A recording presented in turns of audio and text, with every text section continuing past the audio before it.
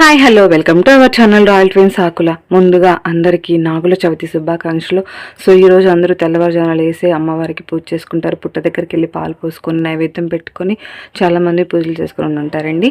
So మా ఇంట్లో పూజ అయితే ఇలా జరిగింది. నేను ఇంట్లో దీపం పెట్టుకుని అలాగే తులసిమ్మ దగ్గర, గంగమ్మ దగ్గర, అలాగే సుబ్రహ్మణ్య స్వామి పటం దగ్గర దీపం పెట్టుకొని నా పూజ అయితే ఇలా కంప్లీట్ చేసుకున్నాను ఇంట్లో.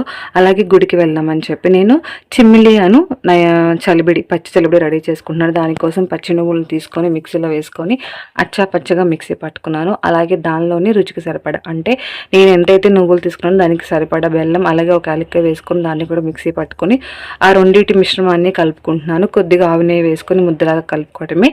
సో ఇక్కడ చిమ్మిలి రెడీ అయిపోతుంది. దీని తర్వాత చలిబిడి కోసం నేను నైటే బియ్యాన్ని నానబెట్టుకున్నాను. కడిగి పెట్టుకొని ఆ బియ్యాన్ని ఆరపెట్టుకొని మళ్ళీ లేచి తెల్లారి కడిగి ఆరపెట్టుకున్న తర్వాత ఆ బియ్యాన్ని మళ్ళీ మిక్సీ పట్టుకోవాలి.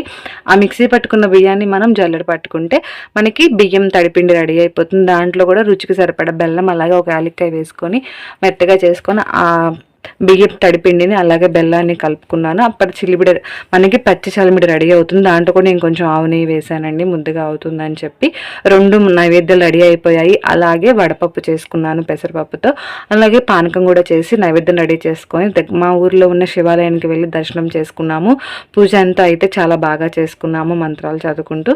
సో చివరిలో మా హస్బెండ్ హారతి ఇస్తున్నారు. అలాగే మా బుడ్డది విగ్రహాలకి ఆవు పాలు పోస్తూ ఉందన్నమాట. అలాగే నైవేద్యం కూడా సమర్పించాను.